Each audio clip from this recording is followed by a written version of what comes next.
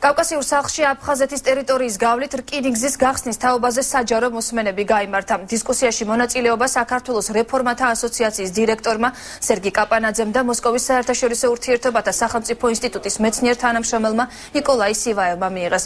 სივაევი მიიჩნევს, რომ რკინიგზის გახსნა ყველა მხარისთვის მომგებიანია, სერგი კაპანაძე კი ამას ნაადრევად თვლის. დავით ახვლედიანი მუშაობს თემაზე და ახლა პირდაპირ ეთერში განაგრძობს საუბარს, დათო გისმენთ.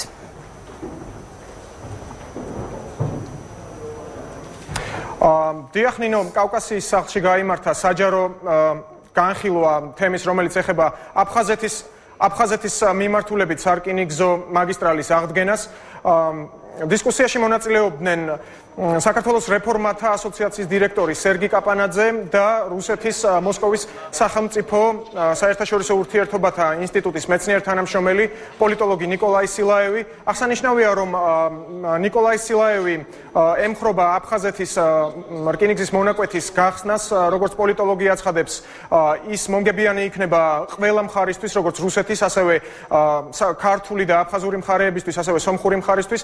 თუმცა სერგი კაპანაძე ამბობს, რომ აფხაზური რკინიგზის გახსნა ჯერჯერობით ნაადრევია, ვინაიდან არ არის ცნობილი საქართველოს ეს რა დივიდენდებს მოუტანს. ჩვენ შეგვიძლია ვიხილოთ კომენტარები. საქართველოსთვის მოგება იმაში გამოიხატება, რომ ამ რკინიგზის გახსნით რუსეთთან სატრანსპორტო მიმოსვლა გამარტივდება.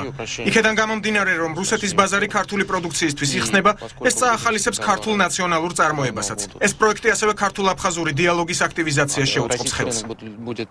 ვიმაჩნია, რომ აფხაზური რკინიგზის გამო საქართველოს მიიღოს მოგება, უნდა სრულდებოდეს, უნდა კმაყოფილდებოდეს კონკრეტული პირობები. პირველ რიგში ეს მოგება შეიძლება იყოს სხვა ტიპის, ანუ ჩვენ არა ვართ მთავარი მხარე, რომელიც აქედან მიიღებს რაიმე ტიპის მოგებას. ეს არის პროექტი, რომელიც მოგებას მოუტანს მოსკოვს, მოგებას მოუტანს ერევანს, მოგებას მოუტანს სოხუმს, თუმცა საქართველოსთვის ძალიან ნათხლად არ ჩანს აქედან რა ტიპის ეკონომიკური მოგება შეიძლება იყოს.